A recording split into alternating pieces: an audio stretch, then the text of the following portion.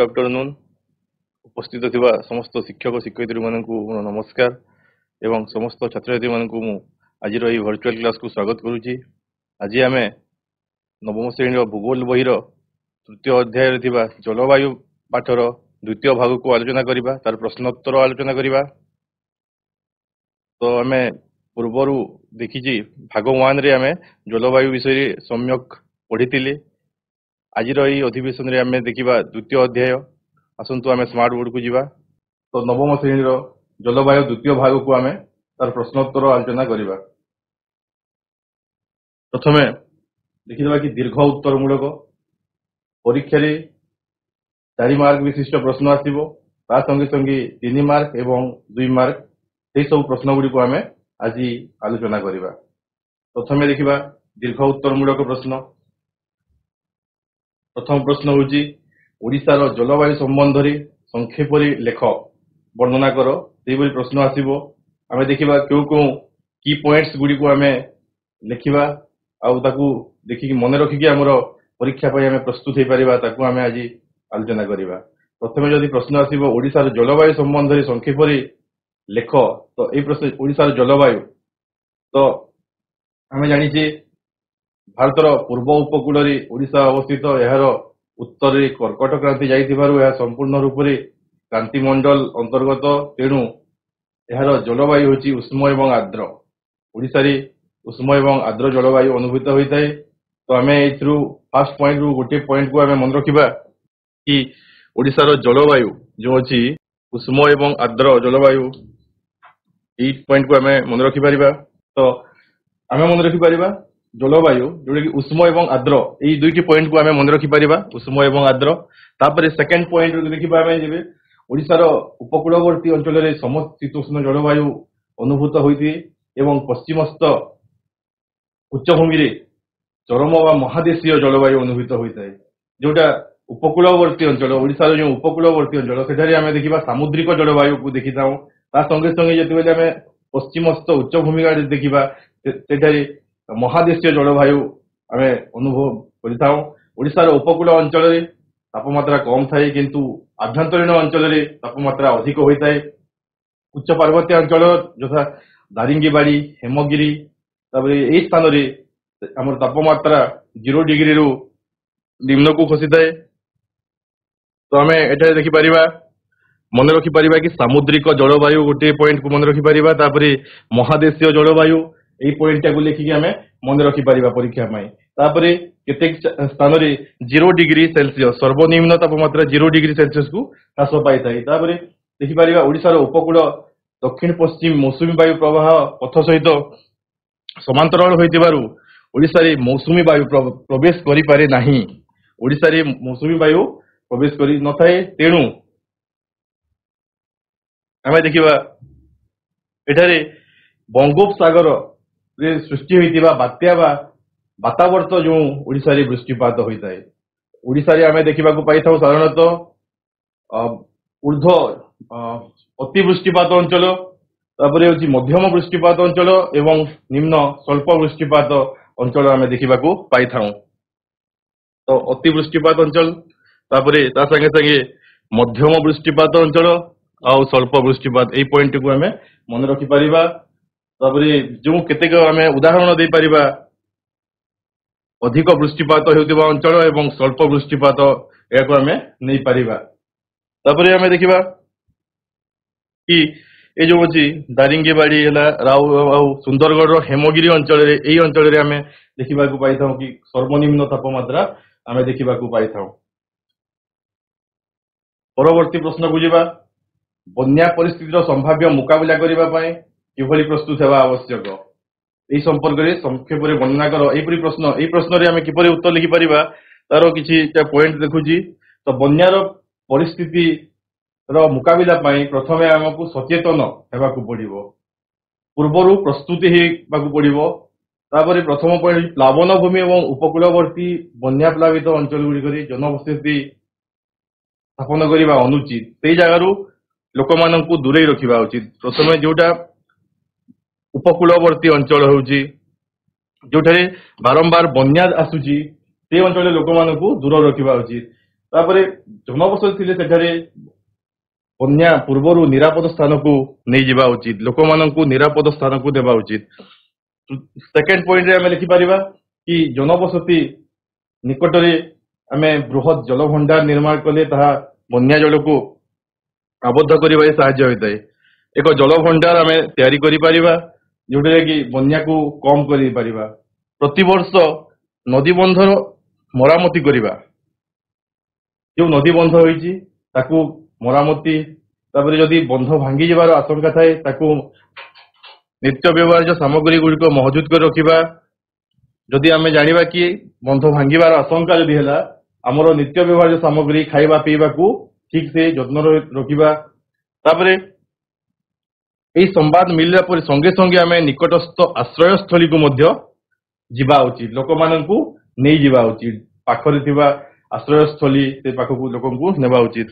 तापरे आमे देखिबा बन्या नियंत्रण पाई नदीर दुई पार्श्व तथा उपर मुंडरे जल छाया क्षेत्र तथा व्यापक अरण्य सृष्टि करने सहित जंगल संरक्षण करने आवश्यक होता है। तो आम देखा कि जो बन्या नियंत्रण पाई नदीर दुई पार्श्व नदी अच्छी आम देखिपर नदीर दुई पार्श्व आम कौन करवा कि उपर मुंडर जल छाया क्षेत्र, तो जल छाया क्षेत्र तैयारी करवा एवं अरण्य सृष्टि करवा जहाद्वारा कि बन्या को आम कम कर विभिन्न नदी पथ को संजोग करवा एवं नदी सज्जा को ड्रेजिंग करवा, नदी उपनदी गुड़िक नदी बंध तैयारी करवा, यही सबू करी जल भंडार सृष्टि करी आमे बन्या को कम करि परिबा। सेथिरु केनाल बाहर करी जल निष्कासन करि परिबा, जल सेचन करि परिबा एवं आवश्यक स्थल रे ताकू व्यवहार करि परिबा।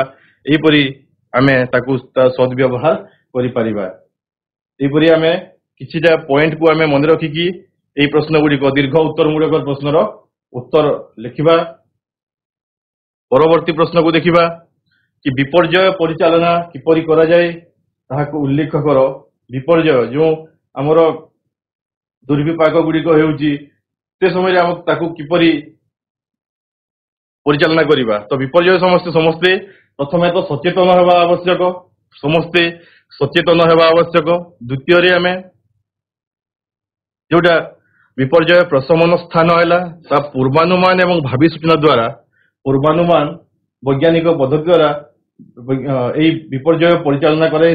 विभिन्न प्रतिकारक कार्यक्रम जोटा कि सामाजिक प्रतिक्रिया है विपर्यय परवर्ती साहाय्य प्रदान, सामाजिक प्रतिक्रिया विपर्यय परवर्ती साहाय्य प्रदान।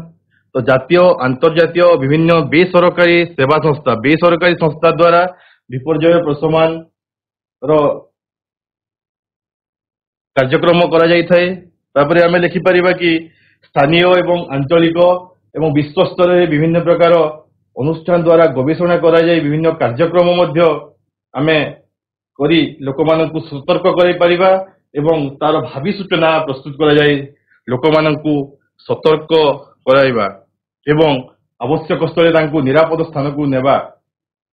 तापरे आउ गोटे पॉइंट आमे लिखि परिबा कि विपर्यय समय रे किपरि खाप खुआई चली हेबो, क्यों प्रकार सतर्कता आमे अवलंबन करिबा से संपर्क रे अधिक ज्ञान लाभ पई सरकारी स्तर रे कार्यक्रम मान करा जाउछि।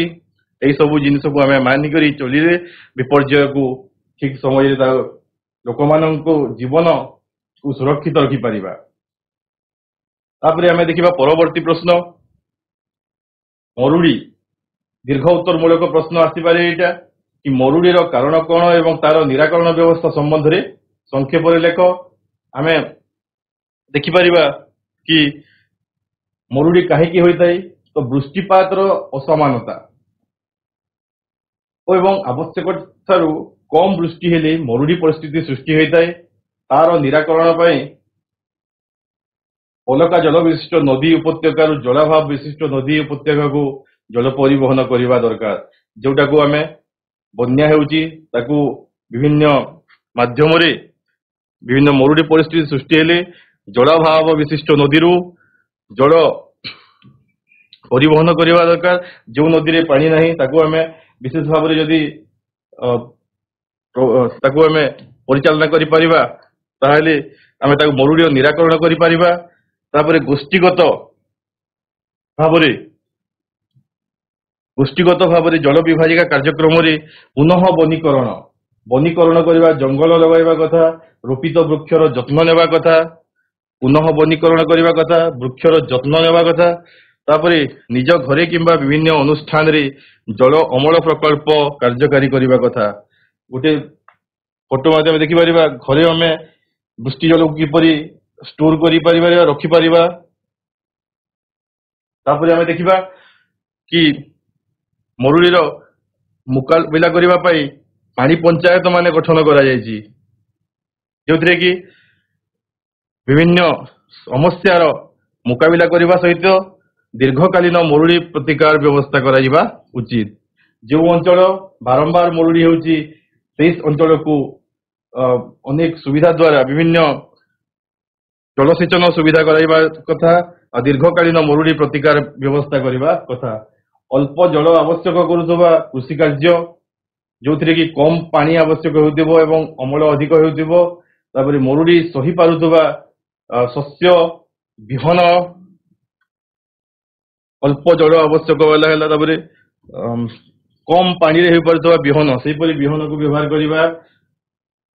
ତାପରେ ବୀମା ଯୋଜନା, ଅନେକ ପ୍ରକାର ବୀମା ଯୋଜନା ମରୁଡ଼ି ପାଇଁ, ତାକୁ ଆମେ କାର୍ଯ୍ୟକାରୀ କରିବା। ବ୍ୟବହୃତ ଜଳର ପୁନଃ ବ୍ୟବହାର, ଏକ ଫସଲ ଏବଂ ମିଶ୍ରିତ ଚାଷକୁ ଉତ୍ସାହ ପ୍ରଦାନ, ଏହି ସବୁ ସ୍ୱଳ୍ପକାଳୀନ ମରୁଡ଼ି ପ୍ରତିକାର ବ୍ୟବସ୍ଥା କାର୍ଯ୍ୟକାରୀ କରିବା ଆବଶ୍ୟକ।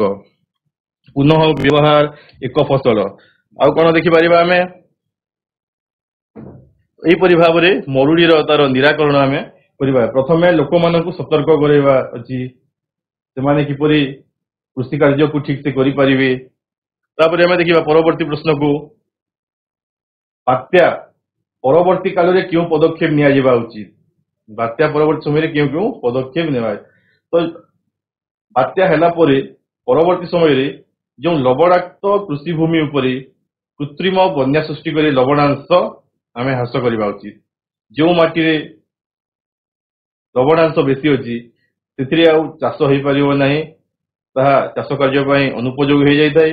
ତେଣୁ ସେହି କୃଷିଭୂମିକୁ ପ୍ରଥମେ ଆମେ କୃତ୍ରିମ ଉପାୟରେ ତାର ଲବଣାଂଶକୁ ହ୍ରାସ କରିବା।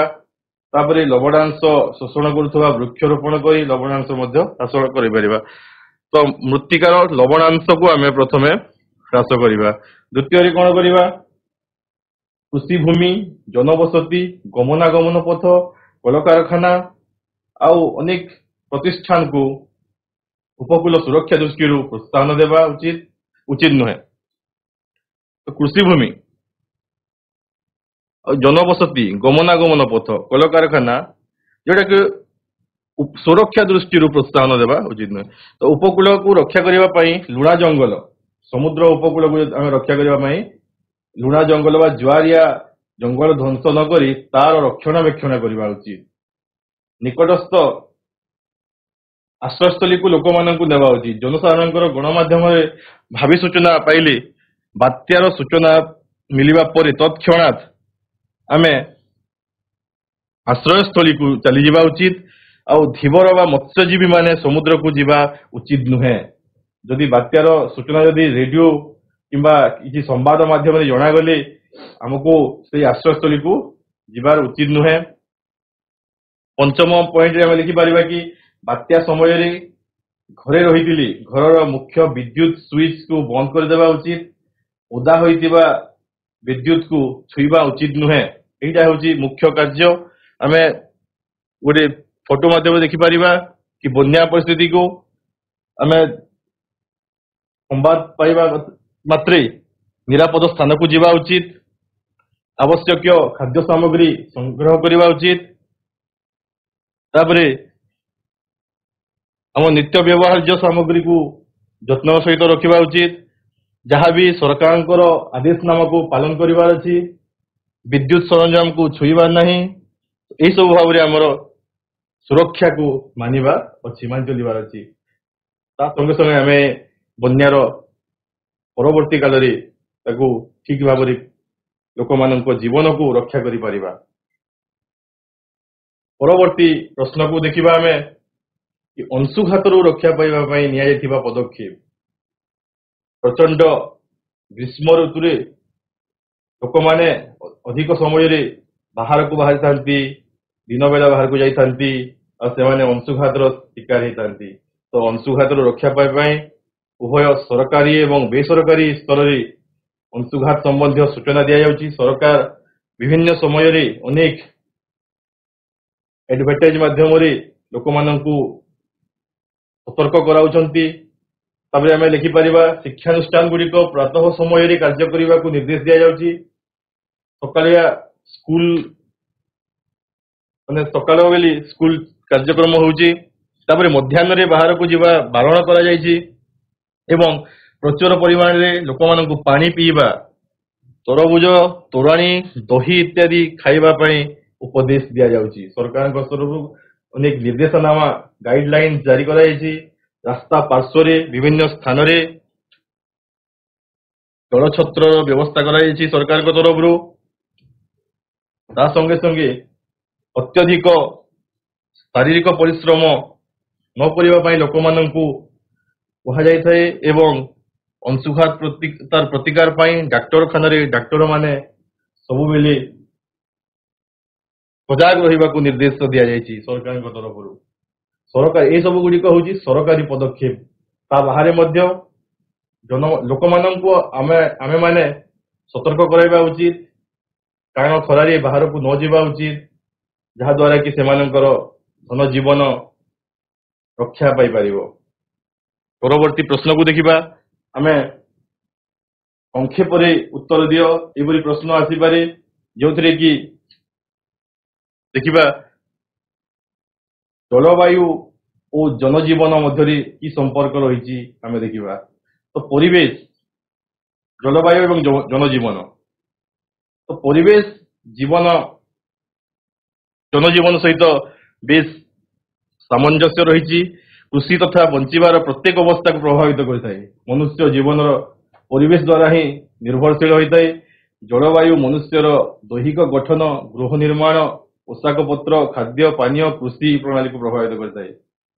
जलवायु द्वारा ही मनुष्य तार माने प्रथम तो से दैहिक गठन है गृह निर्माण जलवायु उपर ही गोटे तार गृह निर्माण करता है। अधिक वर्षा होगा स्थान कि मरुड़ी ठीक से स्थान को देखिकी गृह निर्माण पोशाक पत्र जो जगह राजस्थान परी अधिक गरम उत्तप्त स्थान उपयुक्त पोशाक पत्र खाद्य पानी कृषि कार्य यही सब जिनस को जलवायु उपर प्रभावित रही है। मनुष्य तीनोटी प्रधान समस्यार सम्मुखीन होती वर्तमान समय मनुष्य तीनोटी प्रधान समस्यार सम्मुखीन होगुड़िक मध्य प्रथमतः जनसंख्या वृद्धि भारत में देखा देछि कि जनसंख्या वृद्धि तापरे द्वितीय होउची प्रदूषण जनित समस्या एवं तृतीय होउची सांस्कृतिक विपर्यय जनित समस्या। यहपरि भाव में आम 3 मार्क पॉइंट 3टा पॉइंट देकरी 3 मार्क विशिष्ट प्रश्न को आम लिखिपर। परवर्ती प्रश्न देखिबा कि प्राकृतिक विपर्यय कहले कौन बुझ। तो एथिरे आम लिखिपर कि आकस्मिक तथा अप्रत्याशित परिवर्तन जहाँ मनुष्यर जीवन यापन प्रतिबंधक होता है और मनरे विपद सृष्टि करता विपत्ति कहुए। किंतु विपत्ति प्रभुत क्षतिकारक और ध्वंसकारी हेले विपर्यय कहुए। लिखिपर कि आकस्मिक तथा अप्रत्याशित परिवर्तन जो परिवर्तन मनुष्यर जीवन यापन विपदर आशंका सृष्टि करता लिखिपर। तो विपत्ति लिखिपर आम विपर्यय को लिखिपर। मनुष्य आयर बाहर प्रकृति द्वारा घटुवा विपर्यय गुड़ी को प्राकृतिक विपर्यय कहुए। जोटा प्रकृति द्वारा होता है प्राकृतिक विपर्यय बोली कहुए। एथिरे आम देखिपर कि भूमिकंप तापरे ज्वालामुखी उद्गीरण बात्या सुनामी मरुड़ी भूस्खलन बन्या इत्यादि यहाँ हूँ अंशुघात है यही सब हूँ प्राकृतिक विपर्यय। तापरे लिखिपर देखिबा तृतीय प्रश्न को ओडिशा रे मौसुमी वृष्टिपात किपरि होइताय। 3 नंबर विशिष्ट प्रश्न ओडिशा रे मौसुमी वृष्टिपात किपरि होइताय तो जेहेतु ओडिशा उपकूल दक्षिण पश्चिम मौसुमी वायु प्रवाह पथ सह समांतर होई रहितिबारु ओडिशा रे मौसुमी वायु प्रवेश करि पारे नाही किंतु बंगोपसागर रे सृष्टि होइतिबा वातावर्त बा बात्या जो ओडिशा रे मौसुमी वृष्टिपात होइताय कहा द्वारा बंगोपसागर रे जो सृष्टि होइताय बात्या तारि माध्यम रे ओडिशा रे मौसुमी वृष्टिपात होइताय राज्य रे वृष्टिपातर परिमाण प्राय 1500 मिलीमीटर रु मध्य रे होइताय जून रु सेप्टेम्बर मास पर्यंत वृष्टिपात हेउतिबारु एही समय को वर्षा ऋतु कहा जाइथाय हमें लिखि परिबा किपरि भाबरे परवर्ती प्रश्न को देखिबा अंशुघात कोन एथिपाई केउ बाष्प दायी होइथाय अंशुघात साधारणतः ग्रीष्म ऋतु रे अनुभव होइथाय भारत रे प्रचंड ग्रीष्म प्रवाह सेवा संगे संगे विभिन्न स्थान रे तापमात्रा अधिक भाव रे वृद्धि पाई थाए तो ग्रीष्म काल रे मे मास रे साधारणतः तापमात्रा अधिक भाव रे वृद्धि पाई थाए ताकू अंशुघात कहबा तो एही वर्धित उत्ताप मनुष्य पक्षे जेतेबेले असह्य हुए सही हुए नहीं तेतेबेले याको अंशुघात बोली कहा जाय थाए अंशुघात पाई सबुज कोठरी बाष्प गुड़िक दायी होइथाय अंशुघात पाई सबुज कोठरी बाष्प दायी होइथाय तापरे हमें देखि परिबा कि कारण दर्शाओ 2 नंबर विशिष्ट प्रश्न तार उत्तर हमें किपरि लिखि परिबा देखिबा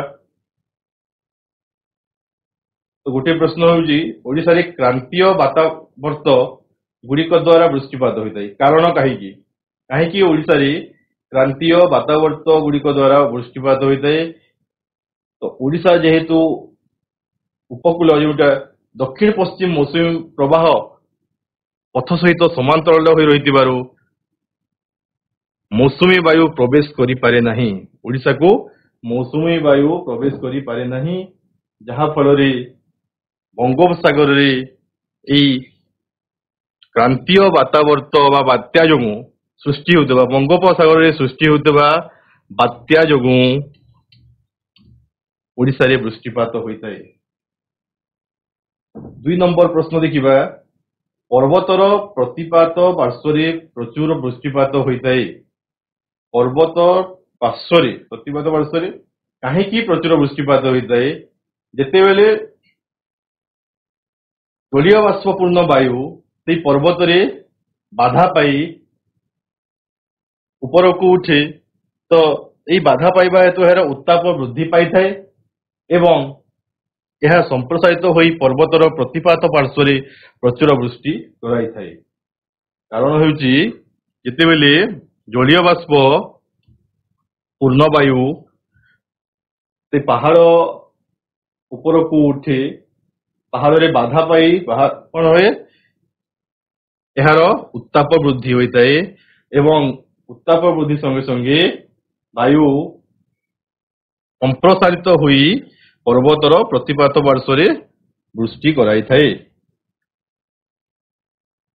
लिखिपर आम परवर्ती प्रश्न को देखा कलाहांडी जिल्ला रे अधिकांश वर्ष मरुड़ी पड़ी थाए कहीं 3 नंबर कारण दर्शाओ प्रश्न आसो यहाँ कहीं कलाहांडी जिल्ला रे अधिकांश वर्ष मरुड़ी पड़े तो कारण यहीटा ये कि वृष्टिपातर असमानता कलाहांडी रे आमे देखिबा कि वृष्टिपातर असमानता एवं आवश्यक ठारू कम वृष्टि हेले मरुड़ी सृष्टि होता है प्रथम मरुड़ी कहीं सृष्टि होता है वृष्टिपात यदि असमानता है एवं कम वृष्टि है ताहेले मरुड़ी परिस्थिति सृष्टि होता है ठीक सेहीपरि कलाहांडी जिल्ला रे मध्य राज्यर पूर्वघाट पर्वतमालार वृष्टि छाया अंश रही एटा जो अच्छी आमर पूर्वघाट पर्वतमाला तापरे तार वृष्टि छाया अंश एठारे अधिकांश वर्ष मरुड़ी पड़े तापरे हमें देखिबा परवर्ती प्रश्न को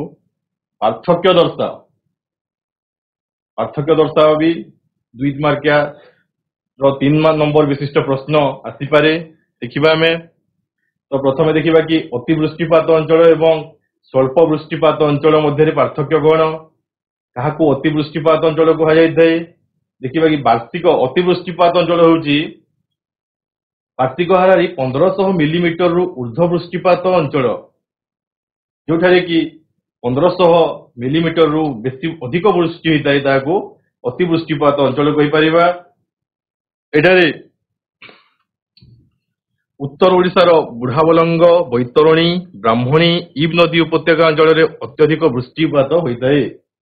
ତାପରେ ଆମେ ଦେଖିପାରିବା କେଉଁ କେଉଁ ସ୍ଥାନରେ ମୟୂରଭଞ୍ଜ ଜିଲ୍ଲା, କେନ୍ଦୁଝର ଜିଲ୍ଲାର ଉତ୍ତର ପଶ୍ଚିମ ଭାଗ, ଅନୁଗୁଳ ଜିଲ୍ଲାର ପାଲଲହଡା ସବ୍ ଡିଭିଜନ, ତାପରେ ସୁନ୍ଦରଗଡ଼ ଜିଲ୍ଲା ଏବଂ ସମ୍ବଲପୁର ଜିଲ୍ଲାର ପୂର୍ବ ଭାଗ ଅତି ବୃଷ୍ଟିପାତ ଅଞ୍ଚଳ ହୋଇଥାଏ। ତାପରେ ଆମେ ସ୍ୱଳ୍ପ ବୃଷ୍ଟିପାତରେ ଲେଖିପାରିବା କି ବାର୍ଷିକ ହାରାହାରି 1350 ମିଲିମିଟରରୁ କମ ବୃଷ୍ଟିପାତ ହେଉଥିବା ଅଞ୍ଚଳକୁ ସ୍ୱଳ୍ପ ବୃଷ୍ଟିପାତ ଅଞ୍ଚଳ କୁହାଯାଇଥାଏ। ଏହା ମୁଖ୍ୟତଃ ବଂଶଧାରା ଓ ଋଷିକୁଲ୍ୟା ନଦୀ ଉପତ୍ୟକାର କୋରାପୁଟ ଜିଲ୍ଲାର ପୂର୍ବାଞ୍ଚଳ, ଗଞ୍ଜାମ ଓ ନୟାଗଡ଼ ଜିଲ୍ଲାର ପଶ୍ଚିମ ଭାଗକୁ ନେଇ ବିସ୍ତୃତ। ଏହି ଅଞ୍ଚଳରେ ସ୍ୱଳ୍ପ ବୃଷ୍ଟିପାତ ହୋଇଥାଏ, କମ ବୃଷ୍ଟିପାତ ହୋଇଥାଏ। ତୃତୀୟ ପଏଣ୍ଟ ଲେଖିପାରିବା, ଏହା ବ୍ୟତୀତ ତିଲ ନଦୀର ଉପର ଅବବାହିକା ବରଗଡ଼ ଜିଲ୍ଲା, ବଲାଙ୍ଗୀର ଜିଲ୍ଲା, ଟିଟିଲାଗଡ଼, ପାଟନାଗଡ଼ ଏହାର ଅନ୍ତର୍ଗତ ସ୍ୱଳ୍ପ ବୃଷ୍ଟିପାତ ଅଞ୍ଚଳ। ତ ଏହିପରି ଭାବରେ ଆମେ ଅତି ବୃଷ୍ଟିପାତ ଅଞ୍ଚଳ ଏବଂ ସ୍ୱଳ୍ପ ବୃଷ୍ଟିପାତ ଅଞ୍ଚଳ ବିଷୟରେ ଆମେ ଲେଖିପାରିବା।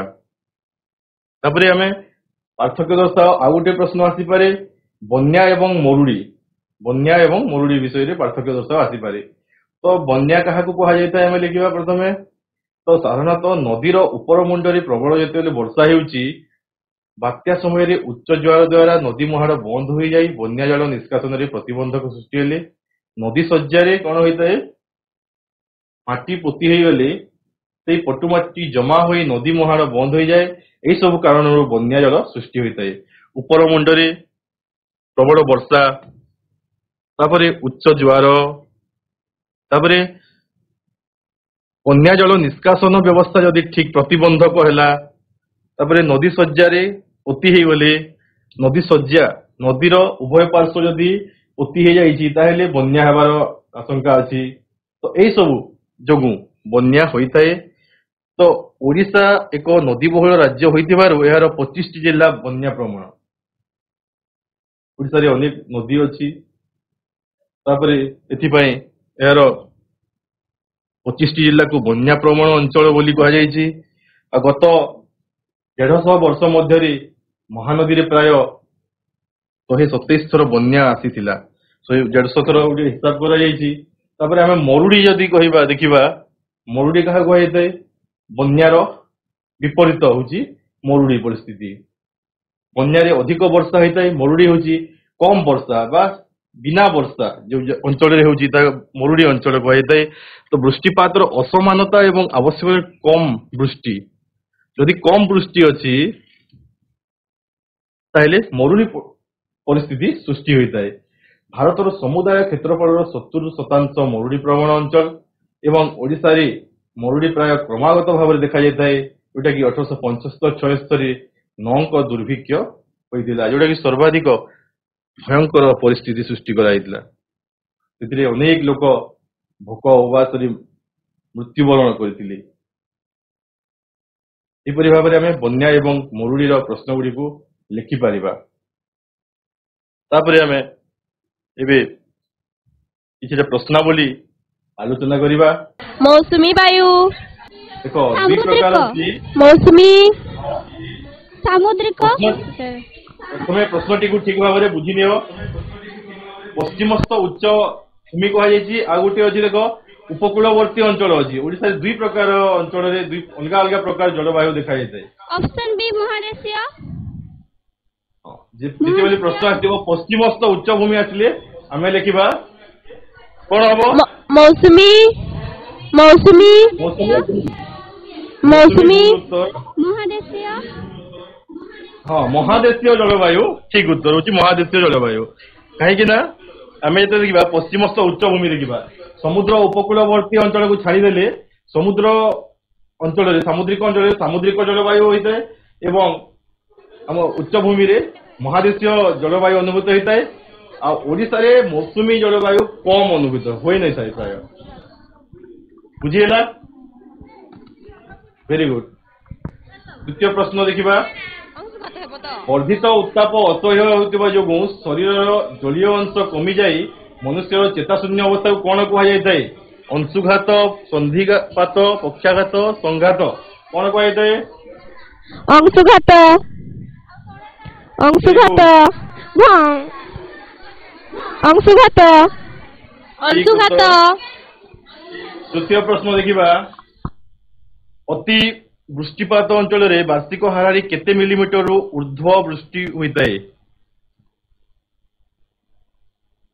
वृष्टिपात विभिन्न प्रकार वृष्टिपात अंचल अछि प्रबल वृष्टिपात मध्यम ऑप्शन डी अतिवृष्टि होता है option D option D very good 1500 रु ऊर्ध्व 1550 रु ऊर्ध्व मिलीमीटर वृष्टि होता है ठीक उत्तर। परवर्ती प्रश्न देखिबा साधारणतः केते किलोमीटर रु ऊर्ध्व व्यास विशिष्ट वातावर्त अधिक क्षतिकारक वातावर्त माने जो बात्या हैला बात्यार केते व्यासार्ध हेले ताहा अधिक क्षतिकारक होइताय जो बात्या एमिति थाए तार व्यासार्ध एटा केते किलोमीटर रु ऊर्ध्व हेले ताहाकू माने क्षतिकारक आमे ताहा अधिक क्षतिकारक होइताय 500 भूल 500 भूल केते 500 600 500 400 300 अछि 300 400 400 नहीं 600 400 600 वो ठीक उत्तर। तो 600 साधारणतः 600 किलोमीटर व्यास विशिष्ट तानु ऊर्ध्व जोटी वातावर्त वा बात्या ताहा होची अधिक क्षतिकारक। परवर्ती प्रश्न देखिबा ओडिसा रे महाबात्या केबे होइतिला तो महाबात्या होइतिला केबे होइतिला ओडिसा रे ऑप्शन ए अक्टोबर 29 तारीख 1949 की option B October option B option B ठीक उत्तर होची अक्टोबर ऑप्शन ए अक्टोबर 29। परवर्ती प्रश्न देखिबा एमसीक्यू एवरी प्रश्न आसी पारे कि ओडिसा रे केतोटी जिल्ला बन्या प्रवण अंचल अटे 25 25 वेरी गुड 25 25 25 हाँ ठीक उत्तर 1949 मसीह महाबात्यार घंटा को केते किलोमीटर बेगरे पवन बहितिला 250 150 250 रु अधिक बेगरे घंटा प्रति 250 रु अधिक किलोमीटर बेगरे पवन बहितिला। तापर परवर्ती प्रश्न ओडिसा रो क्यों जिल्ला मरुड़ी जोगु अधिक क्षतिग्रस्त होइता है बालेश्वर बालेश्वर बालेश्वर बालेश्वर बालेश्वर भूल उत्तर ठीक उत्तर होची मयूरभंज। तापर परवर्ती प्रश्न देखिबा ओडिसा रे प्रथम थर पई क्यों मसिया रे अंशुघात विपर्यय उत्कट होइतिला प्रथम थर केबे अंशुघात विपर्यय देखा दिला 1949 1998 1875 option B option B option ठीक उत्तर 1998 मसीह प्रथम थर पई अंशुघात विपर्यय देखा दिला। 10 नंबर प्रश्न ओडिसा रो सबुठारो उत्तप्त शहर केउटी ऑप्शन होची Titilagarh B Mayurbhanj C Phulbani D Puri Titilagarh Titilagarh option A very good ठीक उत्तर टिटिलागढ़ होची सबुठारो उत्तप्त शहर। अंशुघात पई मुख्यतः क्यों बाष्प दायी सबुज सबुज कोठारी ऑप्शन सी सबुज कोठारी ऑप्शन सी सबुज कोठारी सबुज कोठारी ये ठीक उत्तर। 12 नंबर प्रश्न किबा जातीय बन्या आयोग क्यों मसिया रे स्थापित होइतिला 1954 1954 ଅପସନ୍ ସି 1954 1954 ମସିହାରେ ବୃଷ୍ଟି ଜଳକୁ ସଞ୍ଚୟ କରି ରଖିବା ବ୍ୟବସ୍ଥା କଣ କୁହାଯାଇଥାଏ? ଜଳମଲ ଜଳମଲ ଭେରି ଗୁଡ ଜଳମଲ ଜଳ ଅମଳ ବୋଲି କୁହାଯାଇଥାଏ। ଗ୍ରୀଷ୍ମ ଋତୁରେ ଟିଟିଲାଗଡ଼ର ତାପମାତ୍ରା ସର୍ବାଧିକ କେତେ ଡିଗ୍ରୀ ଅତିକ୍ରମ କରିଥାଏ? 50 50 ଡିଗ୍ରୀ ସେଲସିୟସ ରୁ 50 ଅଧିକକୁ ଠିକ ଉତ୍ତର। ଓଡ଼ିଶାରେ କେବେ ନଅଙ୍କ ଦୁର୍ଭିକ୍ଷ ଘଟିଥିଲା? 1969 1876 1876 ଠିକ ଉତ୍ତର। 1876 ଠିକ ଅଛି। 16 ନମ୍ବର ପ୍ରଶ୍ନ ଦେଖିବା। ପରବର୍ତ୍ତୀ ପ୍ରଶ୍ନ, କେଉଁଟି ପୃଥିବୀର ପ୍ରଥମ ପ୍ରାକୃତିକ ବିପର୍ଯ୍ୟୟ ପ୍ରବଣ ଦେଶ? ଜାପାନ ଜାପାନ ଜାପାନ ଭୁଲ ଉତ୍ତର। ଜାପାନ ନେପାଳ ନେପାଳ ବି ଭୁଲ ଉତ୍ତର। ନେପାଳ ଚୀନ ଚୀନ ହଉଛି ଠିକ ଉତ୍ତର, ହଉଛି ଚୀନ। ସାବାସ। ପରବର୍ତ୍ତୀ ପ୍ରଶ୍ନ, ଓଡ଼ିଶାରେ କେବେ ପ୍ରଥମ ଥର ପାଇଁ ଅଂଶୁଘାତ ବିପର୍ଯ୍ୟୟ ଦେଖାଦେଇଥିଲା? କେବେ? 1998 98 ମସିହାରେ ହେଇଥିଲା। ଅପସନ୍ ଠିକ ବି ଅଛି। ହଁ ଠିକ ଅଛି। ତାପରେ କେଉଁ ରାଜ୍ୟର କେଉଁଠାରେ ତାପମାତ୍ରା 40 ଡିଗ୍ରୀରୁ ଅଧିକା ହୋଇନଥାଏ? ପୁରୀ ପୁରୀ ପୁରୀ ପୁରୀ ଠିକ ଅଛି। ଆମେ ଦେଖିବା। ହଁ, ଠିକ ଅଛି। ପୁରୀ। କାହିଁକି ପୁରୀ? କାହିଁକି? କାରଣ ପୁରୀ ସମୁଦ୍ର ପାଖରେ ଓଡ଼ିଶାର ଅଛି। ଉପକୂଳ ଅଞ୍ଚଳ ସମୁଦ୍ର ପାଖରେ ଅଛି।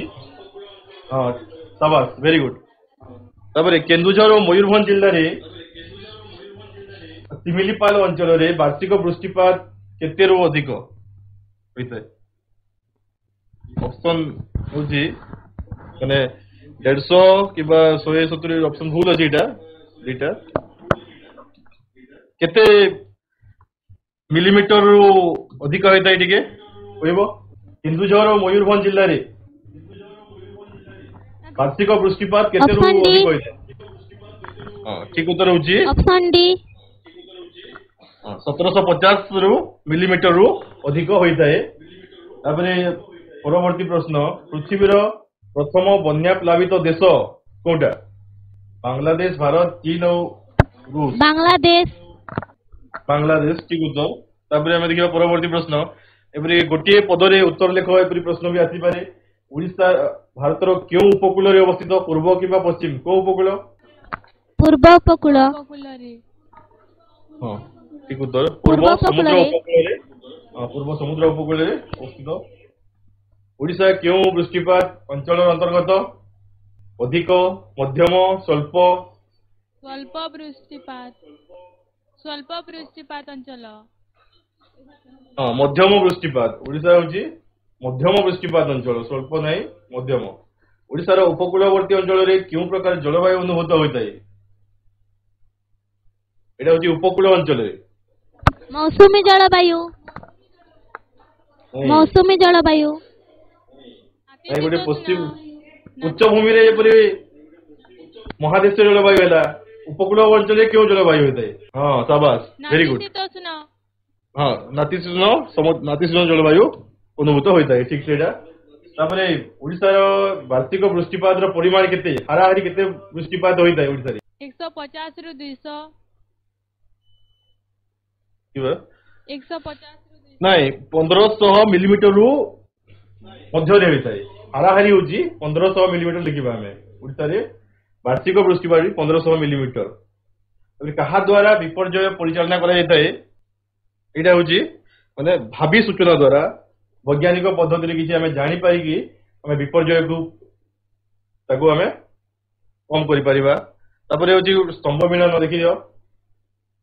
ସ୍ତମ୍ଭ ଅତି ବୃଷ୍ଟିପାତ ଅଞ୍ଚଳ ନିମ୍ନତମ କେଉଁ ମାନେ ରାଜ୍ୟ ଅତି ବୃଷ୍ଟିପାତ ଅଞ୍ଚଳ ହେଇଥିବ? Assam very good. ତାପରେ ମଧ୍ୟମ ବୃଷ୍ଟିପାତ ଅଞ୍ଚଳ କୋଉଟା ହେଇଥିବ? ଓଡ଼ିଶା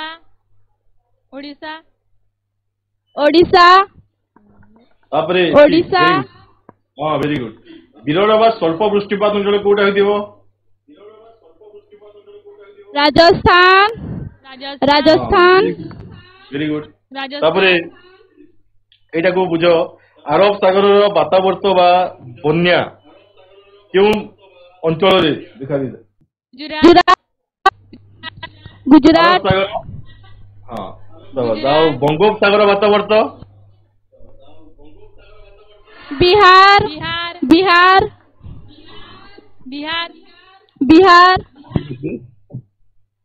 ଠିକ ଅଛି ଭୁଲ ଅଛି ଏଇଟା ବଙ୍ଗୋପସାଗର ବାତ ଓଡିଶାରେ ଦେଖା ଦେଇଥାଏ ତାପରେ ଆମେ ଏଇଟା ଲେଖିକି ତମର ଶିକ୍ଷକ ମାନଙ୍କୁ ଦେଖେଇବ ଏଇଟା ବାର୍ଷିକ ବୃଷ୍ଟିପାତ ଅଞ୍ଚଳରେ ହାରରେ ଓଡିଶାରେ ଅତି ବୃଷ୍ଟିପାତ ଅଞ୍ଚଳ ମଧ୍ୟମ ବୃଷ୍ଟିପାତ ଅଞ୍ଚଳ ଏବଂ ସ୍ୱଳ୍ପ ବୃଷ୍ଟିପାତ ଅଞ୍ଚଳ ଓ ଜିଲ୍ଲା ଗୁଡିକୁ ଲେଖିବ ଏବଂ ମରୁଡ଼ିର କାରଣ ତା ସାଙ୍ଗେ ସାଙ୍ଗେ ବନ୍ୟା ବାତ୍ୟା ଏବଂ ଅଂଶୁଘାତର କାରଣ ଏବଂ ତାର ନିରାକରଣ ବିଷୟରେ ବର୍ଣ୍ଣନା କରିବ ଲେଖିବ ଧନ୍ୟବାଦ।